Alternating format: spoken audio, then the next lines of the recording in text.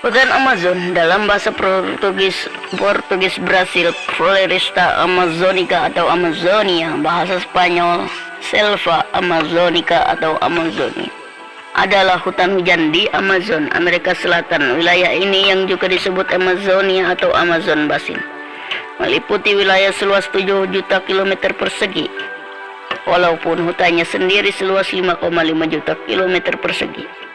Terletak di 9 negara: Brasil dengan 60% hutan, Kolombia, Peru, Venezuela, Ekuador, Bolivia, Guyana, Suriname, dan Guyana Prancis.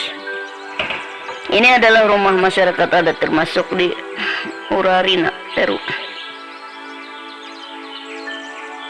Amazon juga termasuk hutan tropis paling luas di dunia dan memiliki dua nama lain, yaitu paru-paru dunia karena menghasilkan 30% dari seluruh oksigen di bumi, dan neraka hijau karena setiap tahunnya sungai meluap. Lebatnya hutan membuat semua terlihat sama, dan yang terakhir karena banyak serangan dari serangga buas yang sebagian besar belum dinamai. 30% dari jumlah seluruh binatang dan setengah dari seluruh spesies tanaman ada di hutan ini. Beberapa jenis binatang di hutan ini adalah jaguar, tapir, anaconda, boa, kupu-kupu, morpo biru, elang, harpi, sloth, taiman, babi hutan, ikan, dan masih banyak lagi. Sedangkan berbagai jenis tanaman yang ada di sini adalah pohon kapok, pohon telinga gajah, teratai raksasa, anggrek, jarda, sapodila, pohon pisang, dan lain-lain.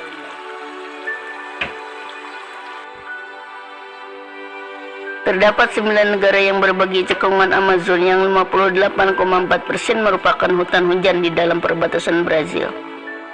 8 negara lainnya termasuk Peru dengan 12,8%, Bolivia dengan 7,7%, Kolombia dengan 7,1%, Venezuela dengan 6,1%, Guyana dengan 3,1%, Suriname dengan 2,5%, Guyana Prancis dengan 1,4%, dan Ekuador dengan 1%. Hutan hujan kemungkinan besar terbentuk selama era Eosen dari 56 juta tahun menjadi 33,9 juta tahun yang lalu, dan ini muncul setelah penurunan suhu tropis secara global. Ketika Samudra Atlantik telah cukup melebar untuk memberikan iklim yang hangat dan lembab ke cekungan Amazon. Hutan hujan telah ada setidaknya selama 55 juta tahun, dan sebagian besar wilayah tetap bebas dari sabana jenis bioma setidaknya sampai zaman es saat ini.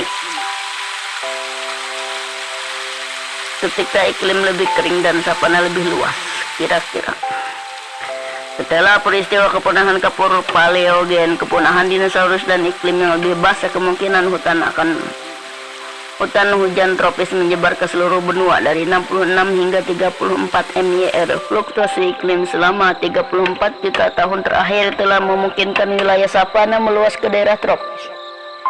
Selama Oligosen, hutan hujan membentang dalam rentang yang relatif sempit ini berkembang lagi selama Miosen tengah, kemudian ditarik kembali ke formasi yang sebagian besar berada di daratan pada periode glasial terakhir. Namun hutan hujan masih berhasil berkembang selama periode glasial ini dan memungkinkan kelangsungan hidup dan evolusi keanekaragaman spesies yang luas. Selama pertengahan Eosen diyakini bahwa cekungan drainase Amazon telah terbelah sepanjang tengah benua oleh lengkungan porus. Air di sisi timur mengalir ke arah Atlantik, sedangkan ke barat air mengalir ke arah Pasifik melintasi cekungan Amazon. Namun saat pegunungan Andes naik, sebuah cekungan besar tercipta yang mengelilingi sebuah danau sekarang dikenal sebagai cekungan Celiomeis. Dalam 5-10 juta tahun terakhir, air yang terkumpul ini menerobos Porus Arch, bergabung dengan aliran timur menuju Atlantik. Ada bukti bahwa telah terjadi perubahan signifikan terhadap vegetasi di hutan hujan Amazon selama 21.000 tahun terakhir melalui glasial maksimum terakhir LGM dan deglasiasi berikutnya. Analisis endapan sedimen dari Paleolakes, cekungan Amazon, dan kipas Amazon menunjukkan bahwa curah hujan di cekungan selama LGM lebih rendah daripada saat ini, dan ini hampir pasti terkait dengan berkurangnya tutupan vegetasi tropis lembab di cekungan. Saat ini Amazon menerima sekitar 274,32 cm curah hujan setiap tahunnya. Namun ada perdebatan Tentang seberapa luas pengurangan ini, beberapa ilmuwan berpendapat bahwa hutan hujan direduksi menjadi refugia yang kecil dan terisolasi, dan dipisahkan oleh hutan terbuka dan padang rumput. Ilmuwan lain berpendapat bahwa sebagian besar hutan hujan tetap utuh, tetapi meluas lebih jauh ke utara, selatan, dan timur daripada yang terlihat saat ini. Perdebatan ini terbukti sulit diselesaikan karena perbatasan praktis bekerja di hutan hujan berarti pengambilan sampel data bias jauh dari pusat lembah Amazon, dan kedua penjelasan tersebut didukung dengan cukup baik oleh data yang tersedia. Debu gurun Sahara tertiup angin hingga ke Amazon. Lebih dari 56% debu yang menyuburkan hutan Amazon berasal dari depresi Bodele di Chad Utara di gurun Sahara. Debu ini mengandung fosfor yang penting untuk pertumbuhan tanaman. Debu tahunan Sahara menggantikan jumlah setara fosfor yang hanyut setiap tahunnya di tanah Amazon akibat hujan dan banjir. Satelit Calypso NASA telah mengukur jumlah debu yang diangkut oleh angin dari Sahara ke Amazon. Rata-rata 182 juta ton debu tertiup angin dari Sahara setiap tahun. Pada 15 derajat bujur barat, melintasi 2.600 km 1.600 mil di atas Samudra Atlantik, beberapa debu jatuh ke Atlantik. Lalu pada 35 derajat bujur barat di pantai timur Amerika Selatan, 27,7 juta ton, 15% debu berjatuhan di lembah Amazon. 22 juta ton terdiri dari fosfor.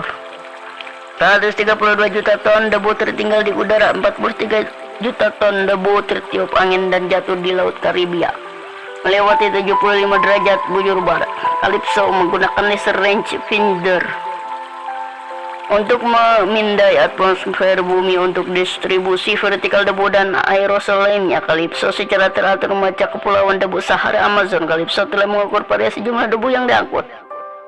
Penurunan sebesar 86% antara jumlah debu tertinggi yang diangkut pada tahun 2007 dan terendah pada tahun 2011.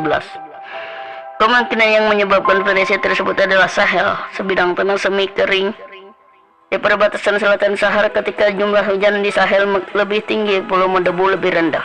Curah hujan yang lebih tinggi dapat membuat lebih banyak tumbuh-tumbuhan di Sahel, membuat lebih sedikit pasir yang tertiup angin.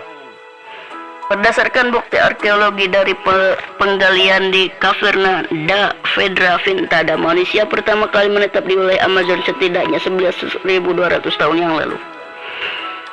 Perkembangan selanjutnya menyebabkan pemukiman prasejarah air di sepanjang pinggiran hutan pada tahun 1250 M, yang menyebabkan perubahan pada tutupan hutan. Untuk waktu yang lama diperkirakan bahwa hutan Amazon berpenduduk jarang karena tidak mungkin mempertahankan populasi besar melalui pertanian. Mengingat tanah yang buruk, arkeolog Betty Majors adalah pendukung utama gagasan ini. Seperti yang dijelaskan dalam bukunya Amazonia, Manusia dan Budaya di Surga Palsu, dia mengklaim bahwa kepadatan populasi 0,02 jiwa per kilometer persegi, 5,2 per eskimi adalah maksimum yang dapat dipertahankan di hutan hujan. Melalui perburuan dengan pertanian dibutuhkan untuk menampung populasi yang lebih besar. Namun temuan antropologi baru-baru ini menunjukkan bahwa wilayah tersebut sebenarnya berpenduduk padat sekitar 5 juta orang yang mungkin pernah tinggal di wilayah Amazon pada tahun 1500 Masehi, dan terbagi antara pemukiman pesisir yang padat seperti di Marajo dan penduduk pedalaman. Pada tahun 1900 populasinya turun menjadi 1 juta, dan pada awal 1980-an jumlahnya kurang dari 200.000.